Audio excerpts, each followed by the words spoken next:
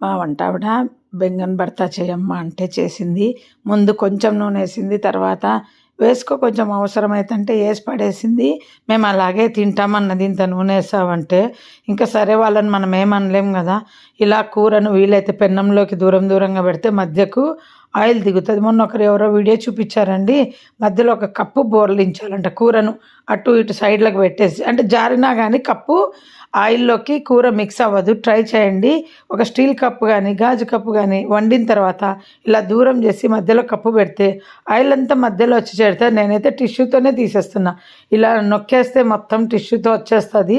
మళ్ళీ కప్పు పెట్టి ఆ కప్పు తోమటానికి వేయటం, ఎక్కువ క్వాంటిటీ ఉంటే అట్లా చేయొచ్చు. నాది కొంచెమే కదా, నేను ఇలా ట్రై చేశాను.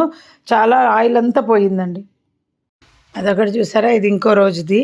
ఇంకో రోజు బెండకాయ చేసింది. అన్నం, బెండకాయ, ఆలు పరోటాలు చేయించుకున్న. బెండకాయలో కూడా 1/4 కిలో బెండకాయనే చేసింది. ఉల్లిపాయలు వేసి చేయమంటే ఇంకా అది కూడా నూనె.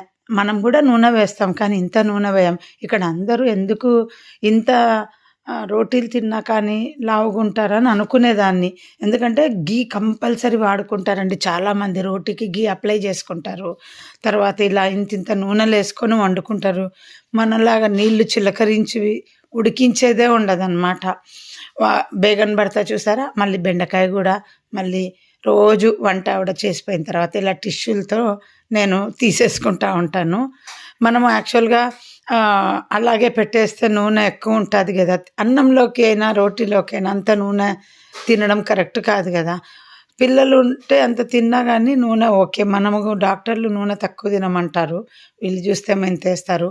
ఆలు పరోటా చేయించుకున్న బ్రేక్ఫాస్ట్కి, అందులో కూడా నూనె ఎక్కువ వేస్తారు. గోబీ పరోటా, ఆలు పరోటా వీళ్ళతో నేను చేయించుకునే టిఫిన్స్, సేమియా, పన్నీర్ పరోటా, ఇలా పరోటాలే అన్నమాట నేను మాట్లాడుకోయింది. ఎందుకంటే వీళ్ళ టిఫిన్స్ ఏమో ఇంకా పూరి, కచోరీలు అన్నీ ఆయిల్ ఐటమే అండి.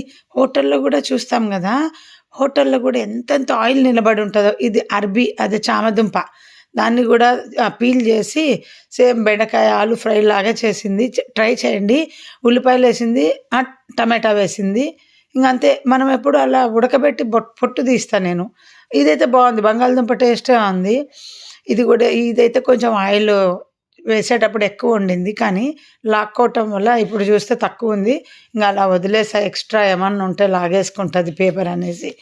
సో ఇప్పుడంతా యూట్యూబ్లో షార్ట్స్ 3 నిమిషాలు పెట్టారు. సో నేను ఇది ఫస్ట్ వీడియో 3 నిమిషాలు పెట్టడం ఎలా వస్తుందో చూద్దామని కంటిన్యూ 3 నిమిషాలు పెట్టా. నేను అన్నాను మా వారితో, వామ్మో షార్ట్ వీడియోలు కూడా 3 నిమిషాలు చేసేసారు, చూసే వాళ్ళకి పిచ్చెక్కుతుంది అని. ఓకే అండి, బాయ్.